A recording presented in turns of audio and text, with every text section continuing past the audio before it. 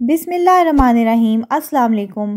Islamic library official میں آپ کو خوش آمدید کہتی ہوں۔ قریش نے وادی کے دہانے کے باہر اپنے کیمپ میں رات گزاری اور صبح اپنے تمام دوستوں سمیت ٹیلے سے اتر کر بدر کی جانب روانہ ہوئے۔ ایک گروہ رسول اللہ صلی اللہ علیہ وآلہ وسلم کے حوض کی جانب بڑھا۔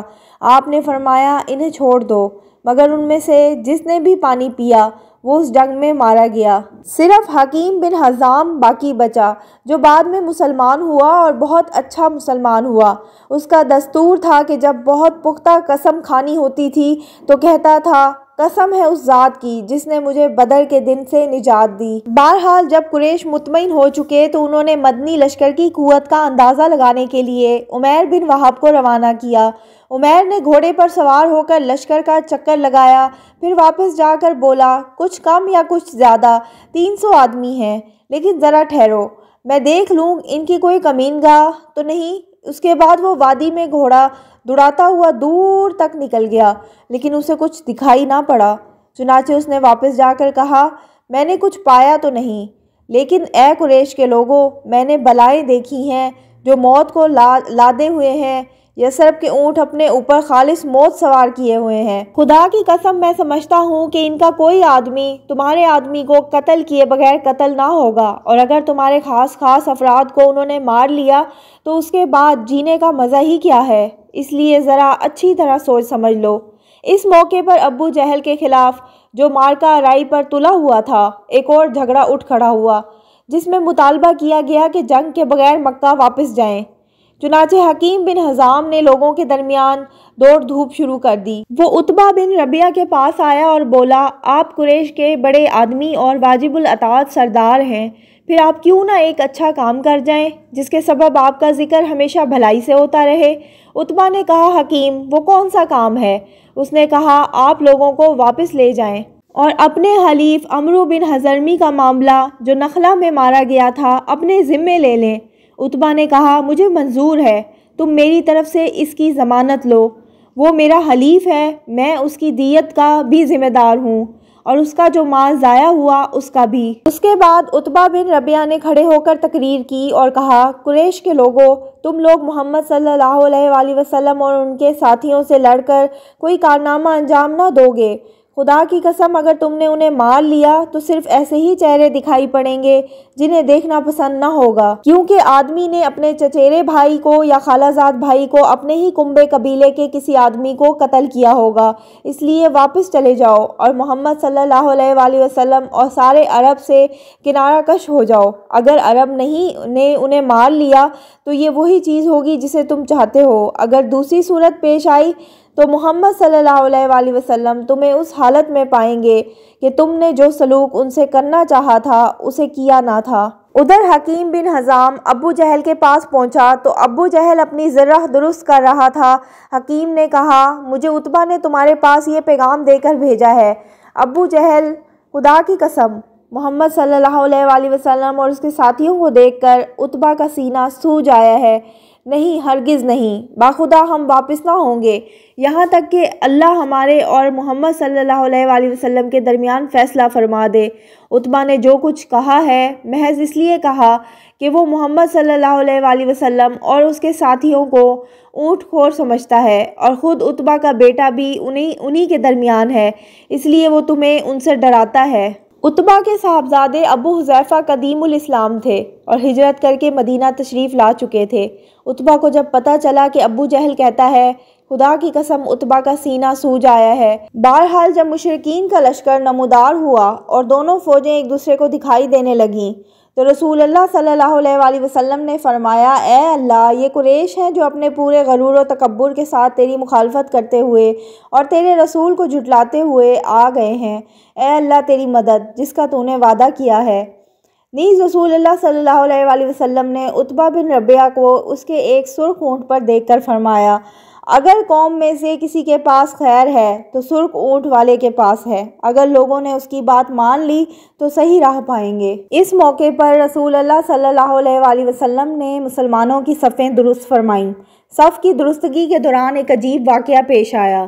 آپ کے ہاتھ میں ایک تیر تھا جس کے ذریعے آپ صف سیدھی فرما رہے تھے کہ سواد بن غزیہ کے پیٹ پر جو صف سے کچھ آگے نکلے ہوئے تھے تیر کا دباؤ ڈالتے ہوئے فرمایا، سواد برابر ہو جاؤ۔ سعد نے کہا، اے اللہ کے رسول صلی اللہ علیہ وآلہ وسلم، آپ صلی اللہ علیہ وآلہ وسلم نے مجھے تکلیف پہنچا دی، بدلہ دیجئے۔ آپ نے اپنا پیٹ کھول دیا اور فرمایا، بدلہ لے لو۔ سعد آپ سے چمٹ گئے اور آپ کے پیٹ کا بوسہ لینے لگے۔ آپ نے فرمایا، سعد، اس حرکت پر تمہیں کس بات نے آمادہ کیا؟ انہوں نے کہا، اے اللہ کے رسول صلی اللہ علیہ وآلہ وسلم، جو کچھ درپیش ہے آپ دیکھ ہی رہے ہیں۔ میں نے چاہا کہ ایسے موقع پر آپ سے آخری معاملہ یہ ہو کہ میری جلد آپ کی جلد سے چھو جائے۔ اس پر رسول اللہ صلی اللہ علیہ وآلہ وسلم نے ان کے لیے دعائے خیر فرمائی۔ پھر جب صفیں درست کی جا چکیں تو آپ صلی اللہ علیہ وآلہ وسلم نے لشکر کو ہدایت فرمائی کہ جب تک اسے آپ کے آخری احکام موصول نہ ہو جائیں جنگ شروع نہ کرے۔ اس کے بعد طریقہ جنگ کے بارے میں ایک خصوصی رہنمائی فرماتے ہوئے ارشاد فرمایا کہ جب مشرکین جھمگٹ کر کے تمہارے پاس آ جائیں تو ان پر تیر چلانا، اپنے تیر بچانے کی کوشش کرنا، اور جب تک تم پر وہ چھا نہ جائیں تلوار نہ کھینچنا۔ اس کے بعد آپ صلی اللہ علیہ وآلہ وسلم اور ابو بکر رضی اللہ عنہ چھپر کی طرف واپس گئے اور حضرت سعد بن معاذ رضی اللہ عنہ اپنے نگران دستہ لے کر چھپر کے دروازے پر تعینات ہو گئے۔ دوسری طرف مشرکین کی صورتحال یہ تھی کہ ابو جہل نے اللہ سے فیصلے کی دعا کی۔ اس نے کہا، اے اللہ، ہم میں سے جو فریق قرابت کو زیادہ کاٹنے والا اور غلط حرکتیں زیادہ کرنے والا ہے اسے تو آج توڑ دے۔ اے اللہ، ہم میں سے جو فریق تیرے نزدیک زیادہ محبوب اور زیادہ پسندیدہ ہے آج اس کی مدد فرما۔ اس معرکے کا پہلا ایندھن اسود بن عبد الاسد مخزومی تھا۔ یہ شخص بڑا اڑیل اور بدخلق تھا۔ یہ کہتے ہوئے میدان میں نکلا کہ میں اللہ سے وعدہ کرتا ہوں کہ ان کے حوض کا پانی پی کر رہوں گا، ورنہ اسے ڈھا دوں گا یا اس کے لیے جان دے دوں گا۔ جب یہ ادھر سے نکلا تو ادھر سے حضرت حمزہ بن عبد المطلب برآمد ہوئے۔ دونوں میں حوض سے پرے ہی لڑائی ہوئی۔ حضرت حمزہ نے ایسی تلوار ماری کہ اس کا پاؤں نصف پنڈلی سے کٹ کر اڑ گیا اور وہ پیٹھ کے بل گر پڑا۔ اس کے پاؤں سے خون کا فوارہ نکل رہا تھا جس کا رخ اس کے ساتھیوں کی طرف تھا، لیکن اس کے باوجود وہ گھٹنوں کے بل گھسیٹ کر حوض کی طرف بڑھنا چاہا اور اس میں داخل ہوا ہی چاہتا تھا کہ اپنی قسم پوری کر لے۔ اتنے میں حضرت حمزہ نے دوسری ضرب لگائی اور وہ حوض کے اندر ہی ڈھیر ہو گیا۔ یہ اس معرکے کا پہلا قتل تھا اور اس سے جنگ کی آگ بھڑک اٹھی۔ چنانچہ اس کے بعد قریش کے 3 بہترین شاہ سوار نکلے جو سب کے سب ایک ہی خاندان کے تھے، ایک عتبہ اور دوسرا اس کا بھائی شیبہ اور جو دونوں ربیعہ کے بیٹے تھے، اور تیسرا ولید جو عتبہ کا بیٹا تھا۔ انہوں نے اپنی صف سے الگ ہوتے ہی دعوت مبارزت دی۔ مقابلے کے لیے انصار کے 3 جوان نکلے، ایک عوف، دوسرا معوذ، اور یہ دونوں حارث کے بیٹے تھے اور ان کی ماں کا نام افرا تھا، تیسرے عبداللہ بن رواحہ۔ قریشیوں نے کہا، تم کون لوگ ہو؟ انہوں نے کہا، انصار کی ایک جماعت ہیں۔ قریشیوں نے کہا، آپ لوگ مد مقابل ہیں لیکن ہمیں آپ سے سروکار نہیں، ہم تو اپنے چچیرے بھائیوں کو چاہتے ہیں۔ پھر ان کے منادی نے آواز لگائی، محمد صلی اللہ علیہ وآلہ وسلم، ہمارے پاس ہماری قوم کے ہمسروں کو بھیجو۔ رسول اللہ صلی اللہ علیہ وآلہ وسلم نے فرمایا، عبیدہ بن حارث اٹھو، حمزہ اٹھئے، علی اٹھئے۔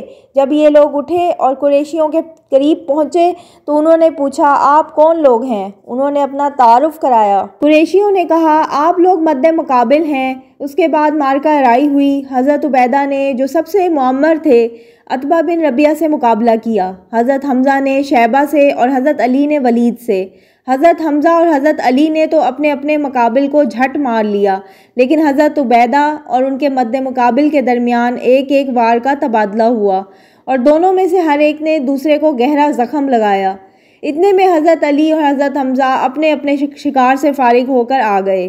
آتے ہی عتبہ پر ٹوٹ پڑے، اس کا کام تمام کیا اور حضرت عبیدہ کو اٹھا لائے۔ ان کا پاؤں کٹ گیا تھا اور آواز بند ہو گئی تھی، جو مسلسل بند ہی رہی، یہاں تک کہ جنگ کے 4 یا 5ویں دن جب مسلمان مدینہ واپس ہوتے ہوئے وادی صفرا سے گزرے تھے، ان کا انتقال ہو گیا۔ اس مبارزت کا انجام مشرکین کے لیے برا آغاز تھا۔ وہ ایک ہی جست میں اپنے 3 بہترین شاہ سواروں، کمانڈروں سے ہاتھ دھو بیٹھے تھے، اس لیے انہیں غیظ و غضب سے بے قابو ہو کر ایک آدمی کی طرح یکبارگی حملہ کر دیا۔ دوسری طرف مسلمان اپنے رب سے نصرت اور مدد کی دعا کرنے لگے۔ دفاعی موقف اختیار کیے مشرکین کے تابڑتوڑ حملوں کو روک رہے تھے اور انہیں خاصا نقصان پہنچا رہے تھے۔ زبان پر احد احد کا کلمہ تھا۔ آپ صلی اللہ علیہ وآلہ وسلم نے اتنی دعائیں کی کہ یہاں تک کہ دونوں کندھوں سے چادر گر گئی۔ حضرت ابو بکر صدیق رضی اللہ عنہ نے چادر درست کی اور عرض کیا، اے اللہ کے رسول صلی اللہ علیہ وآلہ وسلم بس فرمائیے۔ آپ صلی اللہ علیہ وآلہ وسلم نے اپنے رب سے بڑے الہا کے ساتھ دعا فرمائی۔ ادھر اللہ نے فرشتوں کو وحی کی کہ میں تمہارے ساتھ ہوں، تم اہل ایمان کے قدم جماؤ، میں کافروں کے دل میں رعب ڈال دوں گا۔ یہ تھی میری آج کی ویڈیو۔ اگر آپ کو میری ویڈیو اچھی لگتی ہے تو میرے چینل کو سبسکرائب کریں، میری ویڈیوز کو لائک کریں اور شیئر کریں۔ شکریہ۔